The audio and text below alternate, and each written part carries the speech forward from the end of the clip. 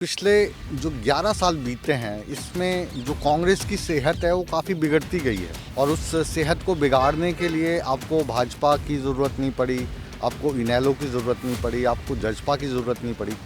आपके नेता ही खुद में इतने सक्षम हैं कि अपनी सेहत को खुद ही बिगाड़ते रहे। अशोक तंवर जो हैं वो मेरे स्टूडियो में न्यूज़ 18 के स्टूडियो में कॉलर पहन के आ रहे हैं और कह रहे हैं जी मुझे पिटवा दिया।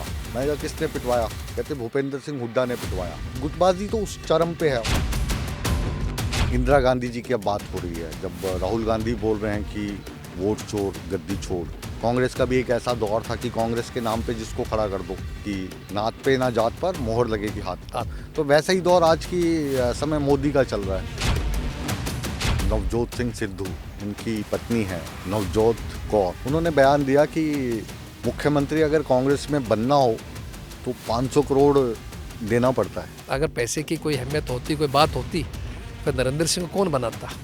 आप सोचिए, ऐसा नहीं है। मतलब आप कुछ दे लेके तो नहीं आए। चक्रव्यूह देखिए मुकेश राजपूत के साथ।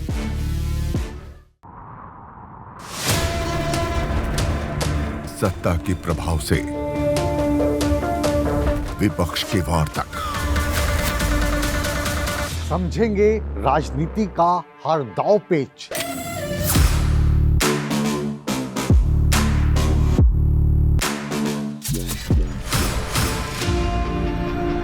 सवालों के रास्ते होगा मुद्दों का हर घेरा पार।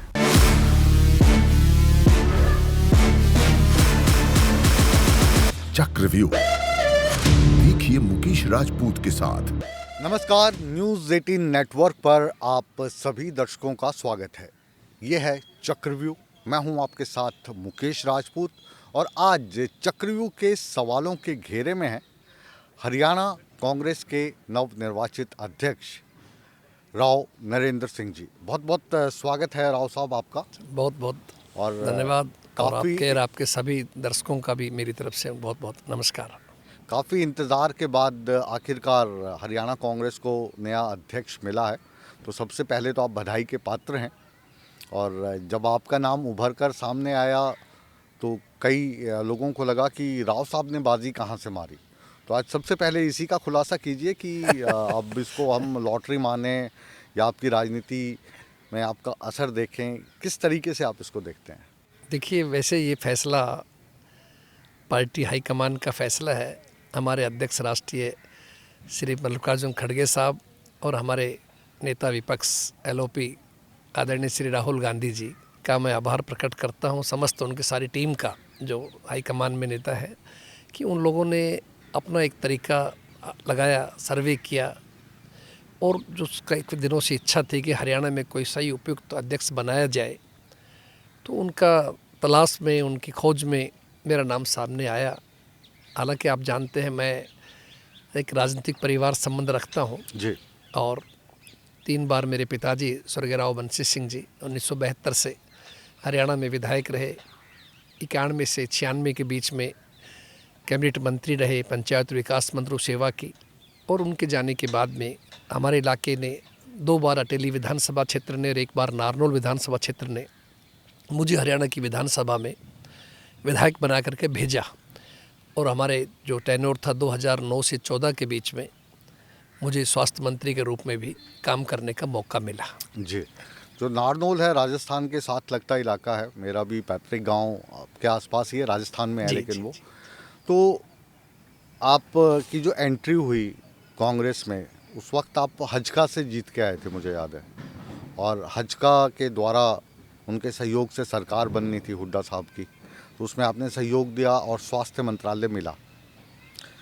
लेकिन अब अगर हम बात करें तो पिछले जो 11 साल बीते हैं इसमें जो कांग्रेस की सेहत है वो काफ़ी बिगड़ती गई है और उस सेहत को बिगाड़ने के लिए आपको भाजपा की ज़रूरत नहीं पड़ी, आपको इनेलो की ज़रूरत नहीं पड़ी, आपको जजपा की ज़रूरत नहीं पड़ी।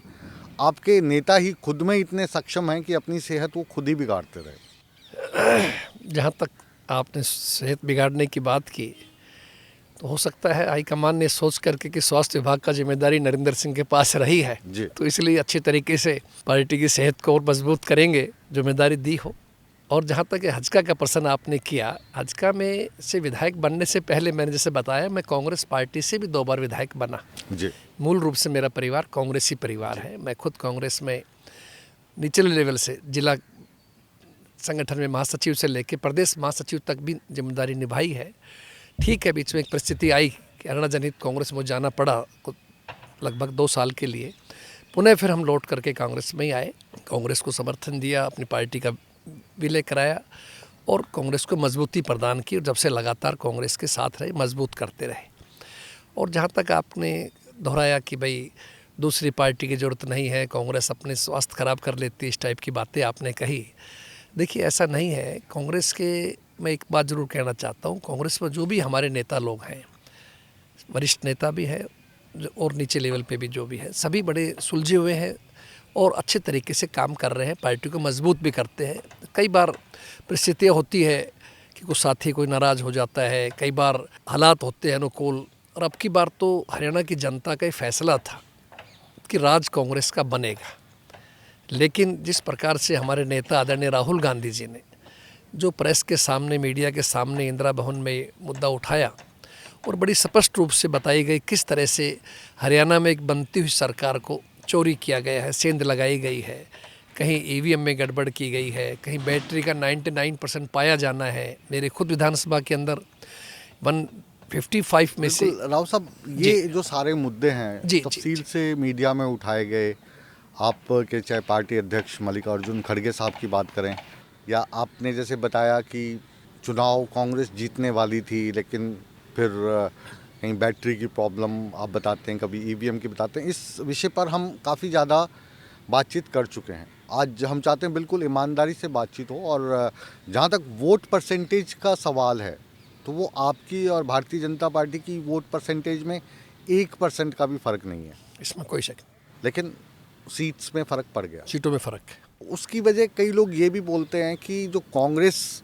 की लीडरशिप थी, चाहे आपकी आला कमान हो, चाहे आदरणीय भूपेंद्र हुड्डा साहब हों या आपके जो एमएलएज जिनको आप ने टिकट दिया विधानसभा चुनाव लड़ने के लिए, सब ओवर कॉन्फिडेंट हो गए थे कि हम तो जीत ही रहे हैं, आ गई सरकार।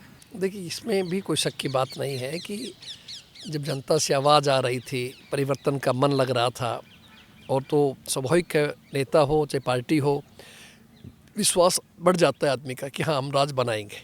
लेकिन साथ में ये चीज़ भी आप मानिए, जो हमने लगाए हैं, जो बात बताई गई है या जो विद प्रूफ दिखाए गए हैं, भाई किस तरह से वोटों बनाए गए, किस तरह से फर्जी एड्रेस के ऊपर बने, एक एक महिला की कई फ़ोटोएँ हैं, 100-200 फ़ोटोएँ के वोट बने गए, ब्राज़ील की मॉडल की फ़ोटो लगाई गई। तो ये सब चीज़ें भी, इसमें कोई शक नहीं है। कोई आज कोई पॉलिटिकल उसका हम एडवांटेज नहीं लेना चाह रहे कि 4 साल पड़े चुनाव के, लेकिन वास्तव में कमियाँ थी। इसलिए मुद्दा राहुल जी ने उठाया है कि भाई लोकतंत्र के अंदर हमें बड़ा गर्व था कि हमारा देश बड़ा लोकतांत्रिक देश है, हमें अपने चुनाव आयोग पे बहुत बड़ा गर्व होता था।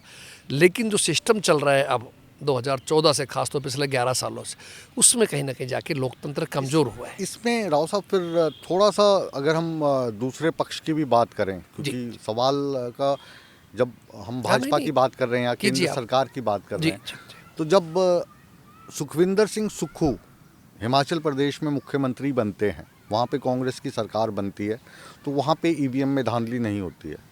जब पश्चिम बंगाल में आप ममता बनर्जी को पटकनी भारतीय जनता पार्टी वाले नहीं दे सकते हैं, तो वहाँ पे ईवीएम में गड़बड़ी नहीं है।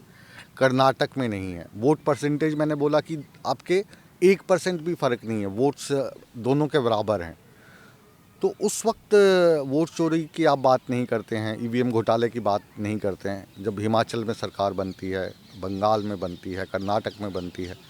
ये कर्नाटक की शिकायत की हमारे नेता ने, सबसे पहली प्रेस को कर्नाटक में की गई थी। बाका देखा होगा लोकसभा के अंदर वो कि गड़बड़ किया गया, विधानसभा का भी सामने आया था। फिर एक बात मैं और इसमें मुकेश जी आपसे कहना चाहता हूँ कि एक सिस्टम बना हुआ था चुनाव आयुक्त के चयन प्रक्रिया का, उसमें से आप CGI साहब को हटा देते हैं। ये कहाँ, इसका क्या यूज हुआ, इससे क्या फ़ायदा हुआ? सोचिए आप, ये उस सिस्टम पे थोड़ा प्रश्न चिन्ह खड़ा करता है। दूसरा, आप कानून बना देते हैं, उन खिलाफ कोई कार्रवाई नहीं हो पाएगी। तीसरा, CCTV फुटेज आप जो है 45 दिन के बाद नष्ट करने का बना देते नियम। तो ये सब चीज़ें शो करती है कहीं ना कहीं जा कर के, कहीं ना है गड़बड़ है। ये देश का हर नागरिक जो कांग्रेसी भी नहीं है वो ज़रूर महसूस करता कोई ना कहीं है, मामला ज़रूर है। क्या है, ये चीज़ें सामने आई तो हमारे नेता ने, राहुल जी ने बात पब्लिक के सामने रखी है और उसको लेकर के हम हरियाणा के हर ज़िले में लगभग गए हैं, रोज़ प्रदर्शन भी किया है, ज्ञापन भी दिया है राष्ट्रपति जी के नाम से, और हमने जो है लोगों के बीच भी गए हैं, संपर्क किया है। अब प्रैक्टिकल रूप से हमने चुनाव लड़े हैं, मैंने खुद लड़ा है। तो लोग कहते हैं हमारे गांव से ज़्यादा वोट आने चाहिए थे, इतने तो लोगों की संख्या ज़्यादा थी। अब आपके सामने बिहार में हमने देखा जिस तरह से हमारे महागठबंधन के नेता आदरणीय राहुल जी, तेजस्वी जी जो मेहनत कर रहे थे, हज़ारों हज़ारों लोग सड़कों पे थे, क्या वो इतनी मात्र सीटें आनी थी? आप लगाइए साहब। तो है, इसमें ज़रूर कोई शक की बात नहीं है कि आज इस प्रक्रिया पे शक पैदा हो गया। मैं जो आपकी बात है अपने दर्शकों को पहुंचा रहा हूँ, लेकिन साथ ही साथ जो इसका काउंटर है कि जब इंदिरा गांधी जी की अब बात हो रही है, जब राहुल गांधी बोल रहे हैं कि वोट चोर गद्दी छोड़, तो फिर उसका काउंटर आ रहा है कि जब इंदिरा गांधी चुनाव हार गई थी और कोर्ट से उनको लग रहा था कि अब उनको हटा दिया गया अपना चुनाव, तो इमरजेंसी लगा दी गई। कांग्रेस का भी एक ऐसा दौर था कि कांग्रेस के नाम पे जिसको खड़ा कर दो। आदरणीय भुट्टा सिंह जी जो हैं वो जैसलमेर से जीत के आ जाते थे, जहाँ पर सिख नाम की कोई चीज़ नहीं होती थी कि नात पे ना जात पर मोहर लगेगी हाथ पर। तो वैसा ही दौर आज की समय मोदी का चल रहा है कि भाजपा है तो मोदी है, और मोदी के नाम पर भाजपा का जिसको टिकट मिला है वो जीत गया। देखिए मुकेश जी, परिवर्तन प्रकृति का नियम है, आप ये मान कर चलिए। तो जिस तरह से आपने बताया कांग्रेस का इतना बड़ा एक रुतबा था, इतना बड़ा देश के अंदर मैसेज था, अब लोगों ने जो भारतीय जनता पार्टी ने या मोदी जी ने जो लोगों के सामने जो वायदे किए 2014 में, मैं उनको दोहराना नहीं चाहता, उन वायदों पे कहीं भी एक सरकार खड़ा नहीं उतर पाई। वो वायदे ऐसे कैसे रहे लोगों नज़रों के अंदर, कहीं धर्म के नाम पे, कहीं जाति के नाम पर राजनीति की गई। इसमें भी कोई शक नहीं कि लोग अपने आप को ठगा सा महसूस करते हैं कि हमारे साथ ये जाति जरूर हुई है, लेकिन कुल मिलाकर के वो इस बात में सफल हो जाते हैं कोई ना कोई तरीके से। इसलिए हम कहते हैं भी चुनाव प्रक्रिया संदेशप्रद हो गई है कि इस पर शक हो गया लोगों को कि कहीं गड़बड़ है। और जो हमारे सामने सबूत आए, हमारे नेता ने आपके सामने प्रकट किए देश के सामने, वो है कि भी लोकतंत्र पे इस तरह विश्वास खत्म होता जाए, कैसे चलेगा लोकतंत्र? संविधान के ऊपर मतलब हम समझते संविधान खतरे के अंदर है। तो ये ज़रूरी है कि लोगों को उस बात पे जाना चाहिए गहराई के अंदर कि क्या कारण है कि इंदिरा जी का जिक्र अभी आपने किया, उनकी जब हत्या हो गई बड़ा देश उदास था, उसके बाद भी कितने ज़बरदस्त तरीके से कांग्रेस लौट करके आई थी, फिर भी इतना भारी परसेंटेज नहीं था जो आज मिल गए। 90% बिहार में मिल रहे हैं आपको। ऐसा कैसे संभव है, आप सोचिए। अब जब श्रीमती इंदिरा गांधी की जब हत्या की गई जी, तो देश में, मैं उस वक्त मेरी उम्र बहुत ज़्यादा नहीं होगी, 1984 में जी, तकरीबन 14 साल का था मैं, लेकिन देश में दूरदर्शन के माध्यम से, आकाशवाणी के माध्यम से ऐसा माहौल उस वक्त पैदा कर दिया गया था कि जैसे कोई हमारी घर की सदस्य ही चली गई। और उस वक्त इंदिरा गांधी की छवि थी भी ऐसी ही, जब वो जय हिंद बोलते थे तो वो रेडियो पे भी बोल रही हों तो भी लोग साथ में बोलते थे, तो उसका फ़ायदा उस वक्त मिला। लेकिन इमरजेंसी की जब बात करते हैं, जब भाजपा पे आप आरोप लगाओगे तो आपको वो इमरजेंसी याद करवाएंगे। तो जब सत्ता में आप होते हैं, तो यही जब सत्ता यूपीए की थी, तब भाजपा वाले या जो दूसरे आप के विपक्ष में लोग बैठे थे, तो वो सीबीआई को आपका तोता बोलते थे, वो ईडी को आपके इशारों पे नाचने वाली। लेकिन जैसी सत्ता चेंज हुई तो वो फिर विपक्ष अब बोलते हैं कि ये भाजपा के कहे बिना, इशारे बिना कोई काम नहीं करते। तो ये कुर्सी का फ़र्क रहता है, विपक्ष और विपक्ष। सरकार वैसी चलती है, जनता वैसी पिसती है। देखिए मैं तो कहूँगा कि निष्पक्षता से अगर हम सोचें, कांग्रेस के समय के अंदर फिर भी एक सिस्टम था, एक डेमोक्रेटिक काम था। कांग्रेस में कभी ऐसा नहीं होता था कि कोई चुनाव आए, छापे पड़ने शुरू हो जाए या कोई आवाज़ उठाए उसके खिलाफ कर दिया जाए काम, ऐसा नहीं होता था। ठीक है, चलता होगा, लेकिन परसेंटेज देखिए आप, हिसाब लगी बहुत कम, मतलब जो भी चलती थी, लेकिन आज की डेट पर तो बहुत ज़्यादा हो गई। अभी जितने भी बड़े नेता हैं जो भारतीय जनता पार्टी के साथ जुड़े हैं, डायरेक्टली इनडायरेक्टली, या आप कहें कि उत्तर प्रदेश के जो बड़े नेता रहे हैं, इमरजेंसी के टाइम में जो आंदोलन हुआ, जेपी आंदोलन, तो सभी को जेल में डाला, कांग्रेस ने डाला। तो आप स्वयं हिसाब लगाइए। देखिए मैं तो यही कहूँगा कि कांग्रेस का अपना एक सिस्टम रहा, अपना एक तरीका रहा काम करने का। संविधान को हमेशा मान करके उसके मुताबिक काम किया और लोकतंत्र को मजबूत करने का काम किया। पूरे विश्व के अंदर हिंदुस्तान की एक पहचान जो बनी भारत देश की, वो कांग्रेस ने बढ़ाया हमेशा। और शुरू में नेहरू जी के टाइम से आप हिसाब लगाइए कि देश कितना, शुरू में देश आज़ाद हुआ जब क्या बनता था देश में, और आज की स्थिति में देश है, इसमें तो हम उसमें कांग्रेस की सेवाओं को नज़रअंदाज नहीं कर सकते। ठीक है, आज मोदी जो कर रहे हैं, बीजेपी जो कर रही है आपके सामने है, हम उसको मना नहीं कर सकते, लेकिन कम से कम सही को सही कहना हमारा धर्म बनता है। आज कांग्रेस विपक्ष के अंदर है, देश के अंदर है या हरियाणा में है, तो अगर हम सही चीज़ को नए लोगों के सामने नहीं रखेंगे, नहीं उठाएंगे, चुप रहेंगे, तो हम भी दोषी माने जाएंगे, हम भी पाप के भागी बनेंगे। आपका अधिकार है, तो और इसलिए आप हमें लोगों कहना को, चाहिए। आप लोगों को जितने हाँ। भी वोट मिले हैं, और ठीक है, वो हमने पहले ही बताया कि हरियाणा की बात करें तो बराबर मिले हैं। हमने आप लोगों को भी वोट देकर भेजा है ना, ताकि आप हमारी आवाज़ उठाएं। अब बात हम संगठन की करते हैं। पिछले कई सालों से हरियाणा में कांग्रेस में संगठन ही नहीं बन पाया। हालांकि अब आपने कार्यकारिणी गठन करने की प्रक्रिया शुरू किया, जिला अध्यक्ष वगैरह बनाए हैं जी, और पार्टी की आवाज़ उठाने के लिए आप टैलेंट हंट प्रोग्राम भी ऑर्गेनाइज शुरू कर कर रहे दिया हैं गया। आजकल। Yes sir. तो वो टैलेंट हंट क्या है? मतलब अब प्रवक्ताओं को लाने के लिए आपको टैलेंट हंट करना पड़ेगा?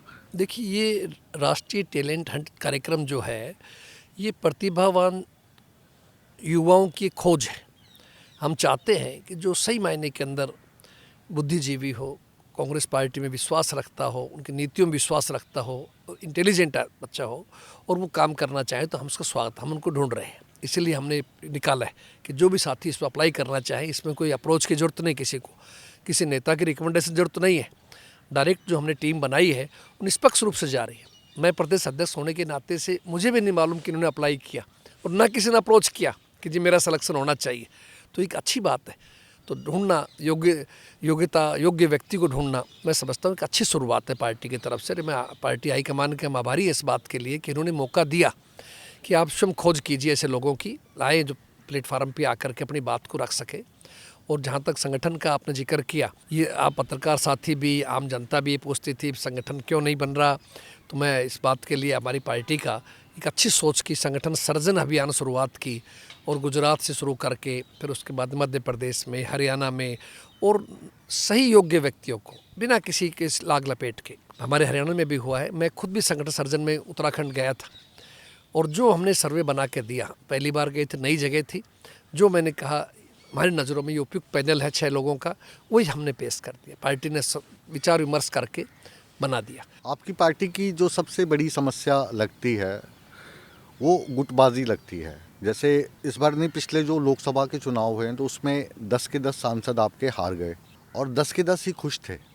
क्यों? क्योंकि अशोक तंवर कह रहे थे अच्छा मैं क्या हारा, कहते शैलजा भी हार गई, तो शैलजा जी क्या मैं क्या हारा हूँ, तो देखो दीपेंद्र भी हार गया।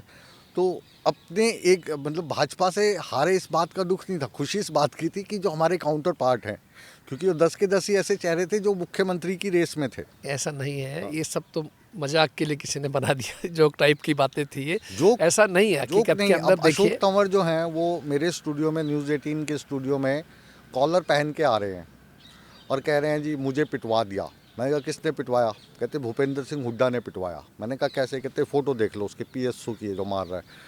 मनोहर लाल खट्टर उनसे अस्पताल में मिलने के लिए जाते हैं, तो उनकी जो वाइफ हैं, आपके कांग्रेस के बड़े नेता की बेटी हैं, वो भाजपा के मुख्यमंत्री को फ़ोटो दिखा रहे हैं कि ये भूपेंद्र सिंह हुड्डा का PSU है जी, इसने हमें मारा। गुटबाजी तो उस चरम पे है, और शायद उसी के चलते आप सत्ता से इतने दूर जाते चले जा रहे हैं। ईमानदारी से बात कर रहा हूँ, और अब आपको एक पद मिला है, जिम्मेदारी मिली है, तो इससे तो बचने के उपाय ढूंढने पड़ेंगे। आप मुझको ऐसा घर बता दो जहाँ किसी विचारधारा से पूरे के पूरा परिवार सहमत हो। मेरा घर है, आपका घर है, हो सकता है आपकी बात से आपका बेटा विचार भिन्न रखता हो, आपके भाई विचार भिन्न रखते हो, पत्नी विचार भिन्न रखती हो, तो पार्टी भी एक परिवार है। तो परिवार हो सकता है पार्टी में किसी बात को लेकर कोई विचारधारा अलग अलग हो सकती है, लेकिन मेरा ये मानना है कि मतभेद हो सकते हैं लेकिन मनभेद नहीं है। कुल मिलाकर के विचारधाराएं का टकराव हो सकता है आपस में, कहीं नहीं। और फिर भी कांग्रेस में एक लोकतांत्रिक सिस्टम है, यह बात कह देते हैं अपनी तरफ से। और रही बातचीत ये कि हम कांग्रेस की बात करें, आप किसी भी पार्टी को उठा लीजिए, क्या हुआ नहीं है। मैं आपको 10 उदाहरण दे दूंगा। क्या भारतीय नहीं, जनता वहाँ पे पार्टी आज होगी, इतनी बड़ी वहाँ पे- पार्टी है, वहाँ पे होगी। तो वहाँ भी मिलेगा। हर मैं जगह बिल्कुल विचारों सहमत की हूँ आपसे, भिन्नता तो लेकिन मिलती है। वो इतना खुल के सामने नहीं आती जितनी यहाँ पे आती है। मैं आप क्योंकि अध्यक्ष बने हैं और जाहिर है कि ये वाली चीज़ आपको ऐसा तो है नहीं कि पता नहीं है, लेकिन आप अध्यक्ष के सामने बैठ के ये बोलना, तो ये मेरी ईमानदारी का प्रतीक है। तो आप भी, नहीं, मैं मैं भी चाहता हूँ कि ईमानदारी से ही बात हाँ, कर रहा हाँ, हूँ, हाँ। मैं इसमें कोई बेईमानी शामिल नहीं कर रहा, नहीं मेरा स्वभाव है क्योंकि कि झूठ बोलने का। सबसे बड़ी चुनौती हाँ ये जी। है, आपकी चुनौती भाजपा के साथ लड़ने की नहीं है, आपकी चुनौती जजपा या इनेलो के साथ लड़ने की नहीं है। आपकी चुनौती तो इसलिए है क्योंकि आपकी पार्टी में सारे ही स्टार नेता हैं, कार्यकर्ता कम है। तो सबको जिम्मेदारी दी हुई है हमारी पार्टी ने। देखिए आप, भूपेंद्र सिंह हुड्डा जी अभी चर्चा की आपने, उनको सीएलपी लीडर की जिम्मेदारी पार्टी ने दी है। बहन शैलजा जी है, उनको जिम्मेदारी दी है, पार्टी ने जनरल सेक्रेटरी बना रखा है और उत्तराखंड के प्रभारी हैं। रणदीप सुरजेवाला जी हैं, कर्नाटक के प्रभारी है, पार्टी के महासचिव हैं। तो इसलिए जो आप जिक्र कर रहे हो सभी नेताओं का, इन सबको पार्टी ने जिम्मेदारी दी हुई है, सब अपने अपने तरीके से काम कर रहे हैं, पार्टी को मजबूत कर रहे हैं। और हरियाणा के अंदर मेरा ही पिछले 2 महीने का तजुर्बा है कि मुझे सभी नेताओं का सहयोग मिला है। जो पार्टी के कार्य पर आए हैं कार्यक्रम मेरे साथ, कहीं बहन शैलजा जी थे किसी ज़िले में, किसी में रणदीप जी थे, कहीं भूपेंद्र सिंह हुड्डा साहब थे, कहीं भाई दीपेंद्र जी थे, सभी लोग मिलकर के पार्टी कार्यक्रम को मजबूत कर रहे हैं, जनता के बीच जा रहे हैं। मीटिंगों में हम लोग साथ आकर के अपने डिस्कस कर रहे हैं, अपने विचार बता रहे हैं। और अब बहुत जल्दी आपके सामने एक तो हम ये रैली जो 14 तारीख की है, जो आदरणीय हमारे राहुल जी ने आह्वान किया है, उसको मजबूती से आप देखना। हरियाणा की भागीदारी सबसे बड़ी भागीदारी होगी, पहले भी रही है और जोर तरीके से लोगों में जोश है। और बहुत शुरू में- शीघ्र जी जी जी जी बहुत जल्दी ही हम जो है संगठन काम भी प्रदेश स्तरीय पहले अपनी कार्यकारिणी बना रहे हैं। ब्लॉक लेवल के नाम हमने मंगवा लिए हैं, फिर जिले की कार्यकारिणी, ब्लॉक्स की कार्यकारिणी, और मेरा प्रयास है कि बूथ लेवल तक हम जाएं, पार्टी के संगठन को मजबूत बनाएं, सब मिलकर काम करें, अनुशासन से काम करें और पार्टी की नीतियों को लोगों तक बताएं। अब आपकी शुरुआत है, बहुत बड़ा ओहदा आपको मिला है, और ख़ास तौर से जब आप सत्ता में नहीं होते हैं फिर आप प्रदेश अध्यक्ष बनते हैं, तो वो ओहदा आपकी पार्टी के हिसाब से देखें तो वो मुख्यमंत्री के बराबर का ही हो जाता है। क्योंकि पार्टी में काम, जब सत्ता में हैं आप, तब अध्यक्ष शायद इतना ज़्यादा मैटर नहीं करता जितना विपक्ष के समय करते हैं। तो आपकी अब प्रायोरिटीज़ क्या रहेंगी? गुटबाजी है, ये चीज़ आप भी मानते हैं। पहले आप जब आए तो लोग कहते थे कि ये तो हुड्डा जी के आदमी हैं, हुड्डा जी लेकर आए हैं, लेकिन अब हमें जो सुनने को मिल रहा है कि आप हुड्डा जी की तो सुनते ही हैं, लेकिन साथ ही साथ आप शैलजा जी का भी ख्याल रखते हैं, रणदीप सुरजेवाला को भी सेटिस्फाई करना। निष्पक्ष आपकी छवि उभर के सामने आ रही है। ये मुझे शायद आपके मुंह पे कहना नहीं चाहिए, कुछ लोग कहेंगे कि शायद आपको खुश करने का है, लेकिन इससे कहीं घाटा तो नहीं हो जाएगा? यही चाहते थे क्योंकि हरियाणा के हरियाणा लोग भी। में हरियाणा में तो लोग कहते हैं कि हुड्डा लाइन या खुड्डा लाइन। नहीं, हरियाणा के लोग भी यही चाहते थे कि जो पार्टी का प्रदेश अध्यक्ष बने वो सबसे मिलकर चले, सबसे बात करे, सबके विचार सुने। तो इसलिए वो काम मैं कर रहा हूँ जो मेरी पार्टी हाईकमान ने मुझे आदेश दिया है। तो मैंने सबसे संपर्क किया है, सबसे मिला हूँ, और सभी मेरे लिए आदरणीय, सम्माननीय, सबको साथ लेकर चलते हैं।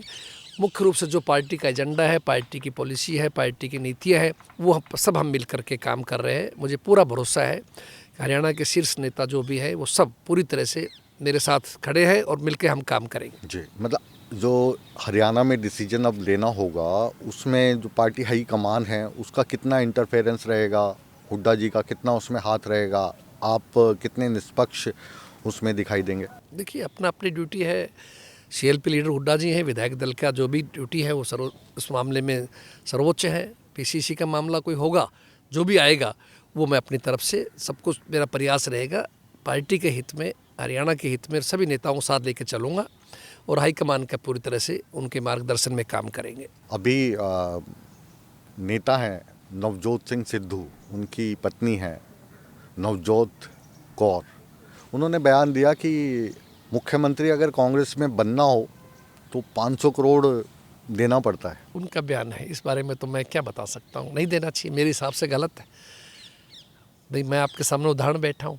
पीसीसी अध्यक्ष एक ऐसे व्यक्ति को बनाया गया है जो उनको घर से बुलाया गया है, जो साधारण परिवार संबंध रखता है, आम लोगों के बीच रहता है, आम कार्यकर्ता समझता है। तो ये बातें अपने आप ही ख़त्म हो गई। अगर पैसे की कोई अहमियत होती, कोई बात होती, तो फिर नरेंद्र सिंह को कौन बनाता? आप सोचिए, ऐसा नहीं है। मतलब आप कुछ दे लेके तो नहीं आए? मैं आपके सामने खुद कह रहा जी। हूँ कि पार्टी ने ऐसी चीज़ें नहीं है। जो ये बात आई है, मुझे नहीं लगता कि इनमें एक पैसे की भी सच्चाई हो। कभी भी योग्यता के आधार होता है, पार्टी के फैसला है। विधायक मुख्यमंत्री जो बनते हैं उसमें पार्टी हाईकमान भी पूरा नज़र रखता है, देखता है। आम जो विधायक चुन के आए उनसे भी सलाह मशवरा होता है, पहले भी ऐसा होता रहा हर प्रदेश के अंदर। तो ये कहना उचित नहीं है मेरे हिसाब से। कैसा है? एक आपके ही दोस्त हैं करण दलाल साहब, उनका मैं इंटरव्यू कर रहा था एक बार, तो क्योंकि जब भी कांग्रेस के किसी नेता के से इंटरव्यू करते हैं तो गुटबाजी वाला सवाल रहता ही है। तो मैंने कहा दलाल साहब ये होता क्यों है, ये इतनी गुटबाजी क्यों है? कह रहे हमारी तो आला कमान कहती है कि गुटबाजी होने दो, अपना अपना शक्ति प्रदर्शन करो। हाईकमान कभी नहीं कहती कि कोई गुटबाजी करे, इसलिए हाईकमान का ऐसा नहीं है। उनकी अपनी सोच है, किस रूप में जवाब दिया। दलाल साहब हमारे सीनियर हैं, वरिष्ठ हैं, बड़े भाई की तरह है, तो इसलिए उनका अपना एक जगह है, कुछ बात को किस लेके क्या कहा उनका। लेकिन हाईकमान ये ज़रूर कहता है कि सब मिल के काम करें, जो मुझे आदेश हुआ है सबको साथ लेके चले, मिल के चलें। पार्टी के जो कार्यक्रम है उनको जनता तक पहुँचाएँ, तेज़ी से काम करें। हाईकमान का ये आदेश है। जी, चौधरी वीरेंद्र साहब से बातचीत कर रहा था मैंने कहा जो भूपेंद्र सिंह हुड्डा हैं आपके वैसे तो कज़न हैं, हाँ, लेकिन वो मुख्यमंत्री बन गए, आप मुख्यमंत्री नहीं बने, बहुत इच्छा थी आपकी। तो मैं क्या फंडिंग वंडिंग वो ज़्यादा करते हैं क्या? कह रहे पता नहीं, करते होंगे, मैं तो नहीं करता। मैं क्या तभी तो आप मुख्यमंत्री नहीं बन पाए। अब उनके जो बेटे हैं वो अलग से एक यात्रा लेके चल रहे हैं जिस पर काफ़ी सवाल उठ रहे हैं। इसको लेकर क्या है कि यात्रा कोई भी निकाल सकता है या उसमें कोई आपका पार्टी का प्रोटोकॉल रहना चाहिए?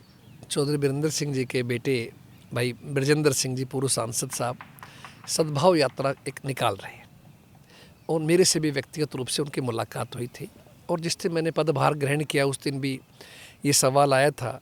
और प्रभारी जी जो हमारे श्री बी के हरिप्रसाद जी हैं, जो इंचार्ज है हरियाणा के, उन्होंने भी उस दिन एक बयान दिया था। वो मैं समझता हूँ वो बयान सब कुछ कह गया था। उन्होंने कहा था कि ये कांग्रेस पार्टी की यात्रा है, लेकिन ऑफिशियल यात्रा नहीं है। मतलब विजेंद्र जी भी कहते हैं कि मैंने हाईकमान से पूछा था, इजाज़त नॉलेज में डाला था कि ऐसी यात्रा मैं करना चाहता हूँ, तो हाईकमान का आप कर सकते हैं। लेकिन उस के बाद में ऐसा कोई उनका संदेश हाईकमान की तरफ से ऑल इंडिया कांग्रेस से, कांग्रेस पार्टी में, हरियाणा कांग्रेस में नहीं आया कि भाई कोई ऐसी यात्रा निकाली जा रही है या आप सब लोग उसमें शामिल हो। तो ये ज़रूर कह दिया गया था कि जो साथी जाना चाहे हमारी पार्टी का स्वागत है, जा सकता है। कोई बैन नहीं है कि नहीं जाएगा, ऐसी बात नहीं है, जा सकते हैं। लेकिन जब तक हाईकमान से कोई आदेश नहीं आए इस प्रकार का कि यात्रा अथवा ऑफिशियल यात्रा है, आप सब जाएं, इसलिए बहुत से लोग साथी नहीं भी जा पाए, कुछ गए भी हैं कुछ लोग। तो इसलिए हमारी तरफ से ऐसा कुछ नहीं है। हमारी शुभकामनाएं हैं उनको, जो भी पार्टी को मजबूत कर रहे हैं, राहुल जी के नाम लेकर के कांग्रेस की नीतियों का प्रचार कर रहे लोग भी जा रहे हैं, तो उनके लिए शुभकामनाएं हैं, स्वागत है, अच्छी बात है। चलिए, अध्यक्ष बनने के बाद ये आपका पहला इंटरव्यू है हमारे साथ। जी। हमारी शुभकामनाएं आपके साथ हैं। आपकी एक नई पारी शुरू हुई है, लेकिन ऐसे ही खट्टे मीठे सवालात के साथ हम आपको न्यूज़ 18 नेटवर्क पे आपका स्वागत बुलाते है। रहेंगे, सवाल आपसे पूछते रहेंगे। और जिस तरह से आप ईमानदारी से बात करते हो, अच्छा लगा आपने कहा भी। तो मैं भी ये बताना चाहता हूँ कि मैं भी कभी झूठ का सहारा लेता नहीं, ईमानदारी से बात है, जो सच बात है वो लोगों के सामने रखनी चाहिए। आपका बड़ा एक अच्छा चैनल है, लोगों के बीच जाए, सही को सही कहे। हम लोग केवल राजनीति को सत्ता प्राप्ति का साधन ना समझे। बहुत बहुत शुक्रिया आपका। थैंक यू, बहुत बहुत धन्यवाद साहब। चक्रव्यूह के सवालों के घेरे में आज हरियाणा कांग्रेस के अध्यक्ष हमारे साथ थे, और हमें लगता है कि जो सवालात हमने आपसे किए वो सभी आपके जहन में थे। अब अपने राजनीति के अनुभव के अनुसार इन्होंने कितने सवालों का जवाब सही सही दिया और कितनों में हमें गोल गोल घुमा दिया, इसका फैसला हमेशा की तरह आप करेंगे, क्योंकि आप जनता हैं और आप सब जानती हैं। नेटवर्क 18 का जो चक्रव्यूह है इसको अब हम यहीं पे विराम देते हैं, लेकिन आप हमारे साथ बने रहिए, क्योंकि खबरों का सिलसिला लगातार जारी है। बने रहें हमारे साथ।